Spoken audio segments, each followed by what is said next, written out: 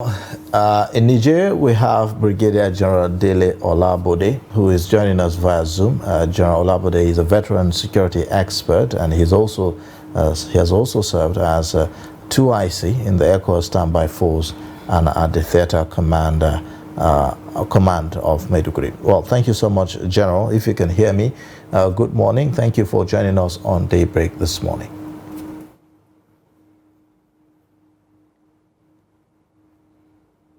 All right. Well, General, a lot has been going on in the past few weeks around the issue of the military junta in Nigeria, the plans for intervention by ECOWAS, either by dialogue or by use of force, have generated a lot of reactions from Nigerians and across not just the sub-region, but the continent at large. What's the situation right now? We understand that you are in Niger. So what's the situation on ground with the new announcement by the military junta about their willingness to go into dialogue with ECOWAS? Good morning once again, and thank you for having me. All right. Hope you are hearing me. Yes, very well. Go ahead, please. Yes. It's a welcome development, and at least majority of us within the sub-region will be very delighted to get the news at the appropriate time. Secret to our discussion last time when we were on the program at your hand there, most of the points we raised regarding the way forward, eventually, most of this is what actually played out that finally led to where we are today. Because it was the last time I was at your studio there, I did mention that the response from ECOWAS was too hasty. And in a situation whereby you find yourself in this type of quagmire, what you need to do is to step back and get information from the two sides. Maybe from the ECOWAS, the spheres of ECOWAS, at the same time, the junta, on the side of the junta. But I believe the moment the problem just came up, ECOWAS, I don't think they created the enabling environment for those other guys to air their own views. And in the process, they started reeling out sanctions. And when you want to reel out sanctions, you consider the technicalities, because you don't just take decision with the intention of just leveraging only one side of the story. You need to balance it, and if it has been balanced, we will not be where we were before we finally charted the new course through the ulamas. And the other day I was mentioning it. I said, once a problem comes up at every point in time, the best bet for the people that were at the center of the problem is to look at both sides, left and right. To now, it's the details they get from both sides that determines how to go about the resolution. So I did mention that since those guys were giving deadline, it's one of the things that got them angry. That these people is like the ECOWAS was already one-sided in its response to the matter. So they were expecting, okay, this thing has happened. They needed to be given attention, audience, whereby, oh, but why did you people do this? They will, on their side, tell the authorities, that's the ECOWAS, in this in respect of ECOWAS, why it was so. It is from there the negotiation will start.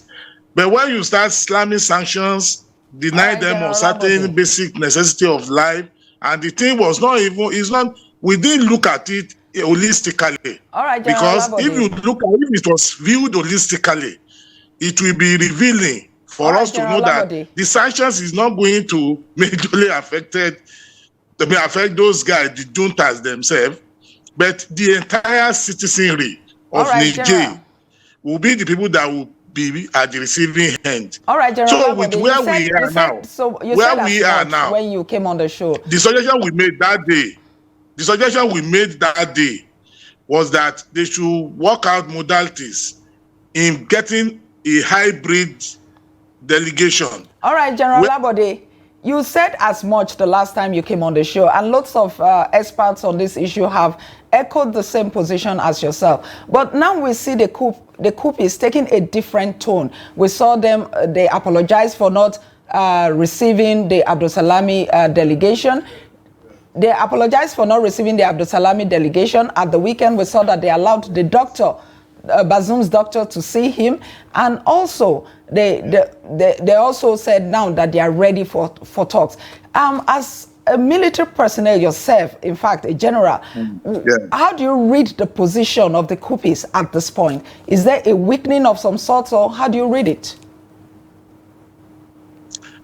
You know, if you remember, if you recollect, that day I told you that there are people we call strategic communicator.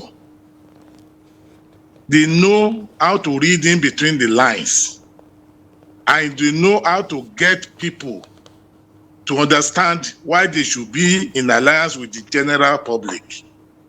So that was what played out. The discussion that transpired between the COUPists and the junta, between the junta and the delegation that went there to talk with them last week, is what gave back to all these things. Because when a strategic communicator is talking, they will talk and strike a balance between both the opposing side and the main people, that the actors that are trying to settle the whole matter.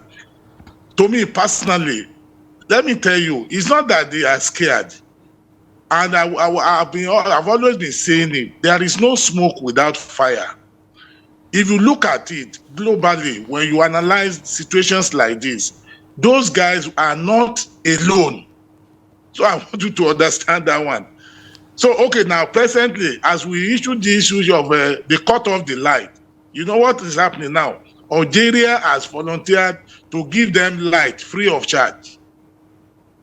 So with that, start looking at it from that way. The issue is that those people that went to discuss with them have made them to know that, no, this thing will not pay us. So let's go back. No matter how severe a battle has been, the resolution still end at the round table. That's the conference room, whereby people will come and talk.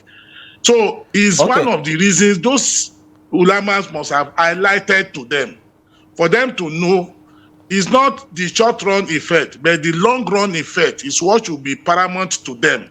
And how their people will fare during the course of the hostilities and after the hostilities. I believe, because it's not, let's leave the issue of whether they are scared or this, let's leave that one now. The most important thing to us now is that we have succeeded in charting a new course.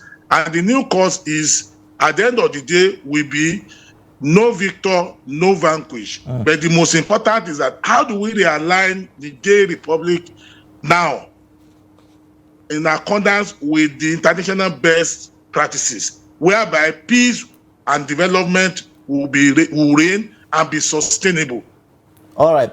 Well, General, this dialogue that we are expecting to begin anytime soon, how do you see it turning out? Because at the end of the day, the ECOWAS will be, insisting on its request. I do not see it backing down on the fact that democracy has to be restored back to Niger.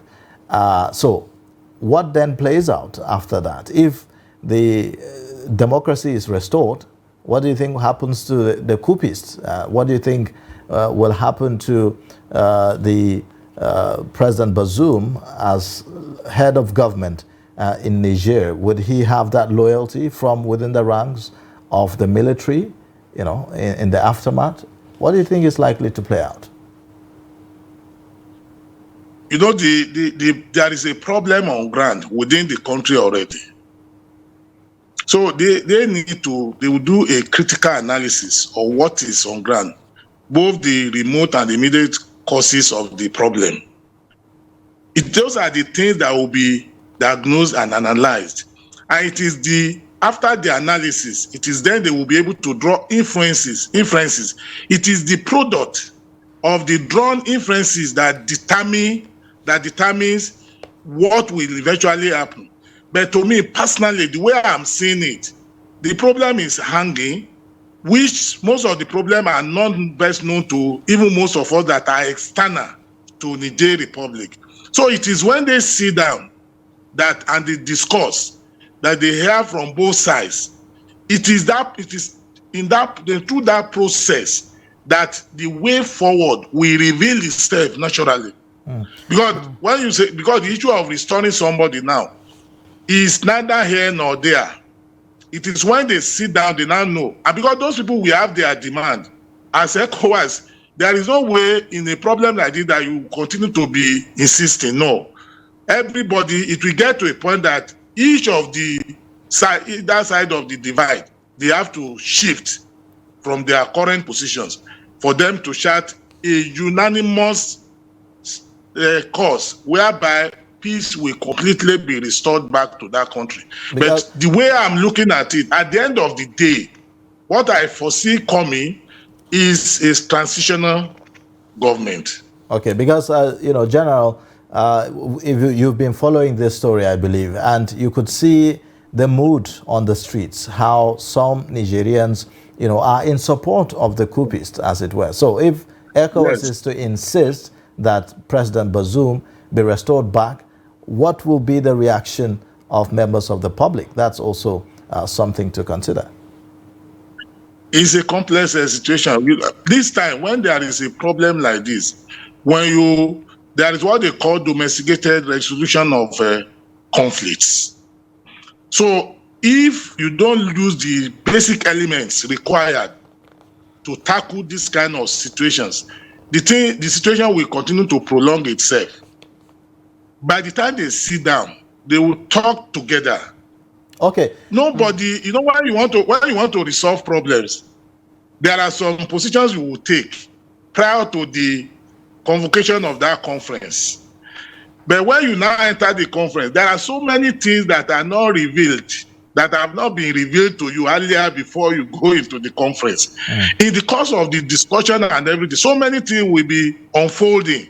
Okay. And it is those things that will now bring itself to the table for you to know which way forward. All right. There is no way at this point. Nobody will be insisting, because if you say you are insisting, it's like those people who see it as if you are superimposing what is obscure to them on them.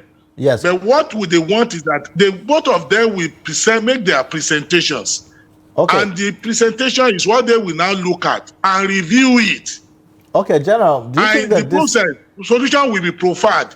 Issue of somebody insisting, to me personally, does not suffice here. Okay, General. Because when you are insisting, that means you are impartial. You are trying to support somebody against the other. So at the end of the day, both of them will reach a resolution, whereby General, a unanimous decision will be taken on the way forward. Okay, General, do you think that this perhaps has gone beyond the ECOWAS, given the kind of division or polarization that we have seen across the continent? Different countries,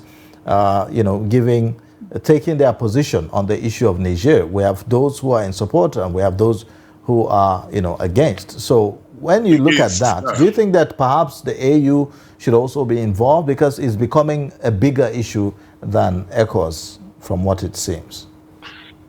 Let me clarify something here.